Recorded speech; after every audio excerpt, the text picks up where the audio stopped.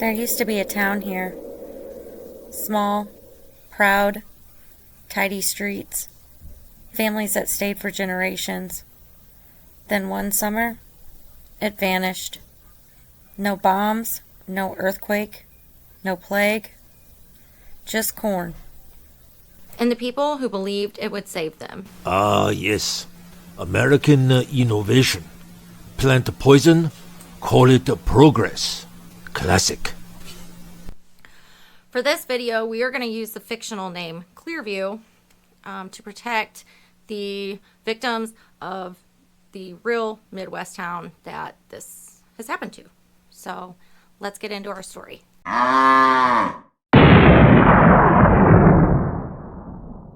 In the early 1980s, nestled between soybean and cattle pastures, laid the town of Clearview. Population 782. Everyone knew each other, Sunday service was full, so were the diner booths and co-op bulletin boards. Then in the spring of '81, a silver Buick with out-of-state plates rolled up to town hall. The townsfolk watched from porches and feed store windows as the car idled, its chrome grille glinting in the morning sun. Miss Delaney from the bakery paused mid-roll with flour still on her hands.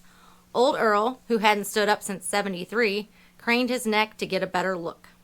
It wasn't every day a stranger came to Clearview, let alone one in a car that looked straight off the showroom floor. Out stepped a man in a clean suit with two things, a box of powdered donuts and a presentation. His name was Carter, a rep from Agritech Industries. He spoke like a preacher and pitched like a salesman. Said he had something special, a fertilizer that could end drought worries, double yields, and change the future of farming. The townsfolk leaned in. Farmers like Bill Reed and Maria Sanchez took notes on napkins. Even the mayor nodded along. By the next planting season, Agritech had built a distribution facility on the south edge of town, a clean white building that smelled faintly of sweet chemical dust. And then the corn came, taller than any seen before, deep emerald green, silk so heavy they bent like river grass. By harvest, the whole valley echoed with the hum of combines and backslaps. Tom Weller wasn't a man who rattled easy. He stitched cows through blizzards, chased off coyotes with a rake, but late August, something made him stop. One of his newborn calves was trembling near the north fence line, its spindly legs buckled with each breath, steam rising off its back in the cool morning air.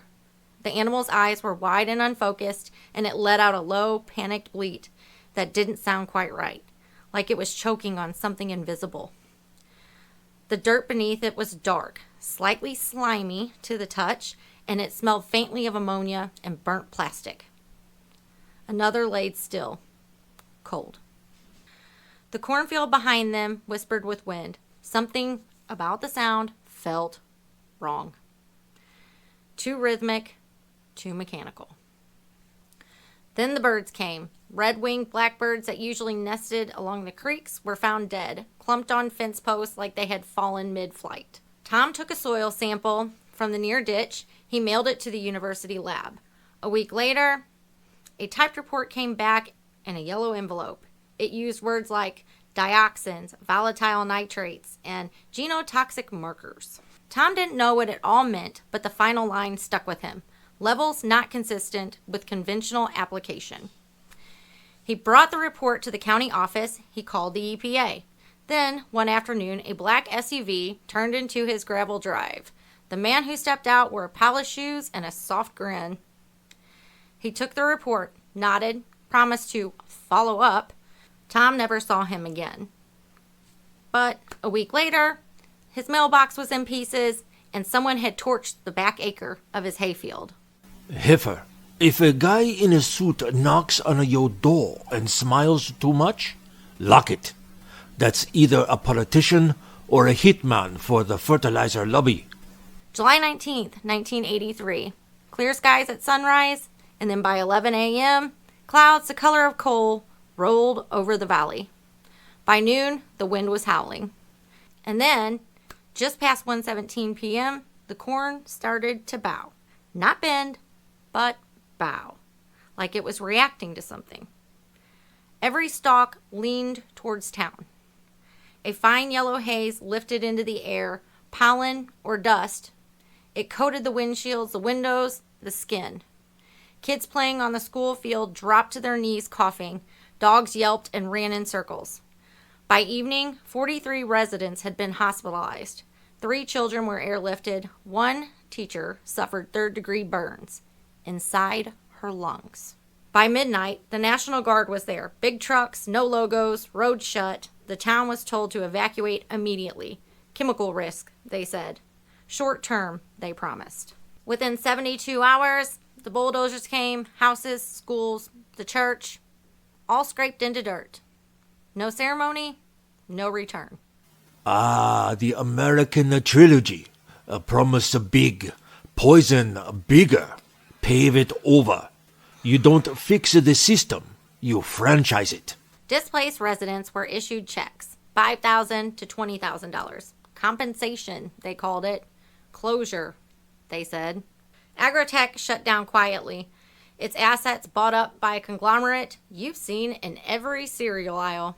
But in 2004, a journalist combing through a warehouse of declassified records found something, an EPA memo from January 1983, 6 months before the storm. It was labeled X-137, early exposure and atmospheric dispersal. It warned of a high volatility in humid climates, especially when applied in masses. Predicted airborne symptoms matching what happened in Clearview. The memo was stamped in red, "Do not escalate, market exposure risk." And scrawled across the top, "If it gets out before harvest, we lose 3/4 of Midwest contracts." Corn has roots, sure, but the truth? It grows sideways, quiet, underground, and usually under a non-disclosure agreement. Today, Clearview does not show up on any maps. But if you drive 14 miles south of Ottumwa, Iowa, past a bent mile marker and a crumbling overpass that leads to nowhere, you'll reach a clearing where fields grow too straight, too silent. There's no welcome sign, but the air feels heavy, like something's holding its breath beneath the soil. You'll come across a field, no name, no fence, just corn. And in the spring, if the wind blows just right, you'll smell something strange, sweet, acrid, like hot plastic and pollen. Some say the soil still hums. Others swear they've seen shadows between the rows, too tall to be stalks, too still to be wind. But the strangest of all, if you walk far enough, you'll find a rusted mailbox, no house, no drive, just the name Weller. If your corn glows, heifer, either you're farming for NASA or your dinner's about to make the evening news. What happened in Clearview wasn't an accident. It wasn't an act of nature. It was a decision. One made in a boardroom, printed in a memo, and paid for in blood. We're told to trust the label, trust the yield, but sometimes the real cost doesn't show up until a town is gone. And it makes you wonder, if one memo could wipe out a town, how many more are buried under the soil? What else have we planted without wondering what else might grow?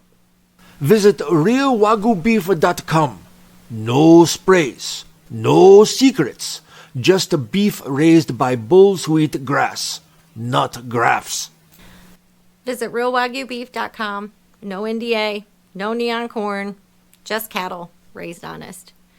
But like and subscribe, and I'll catch you on the next Huf Truth and get you some beef. Bye, guys.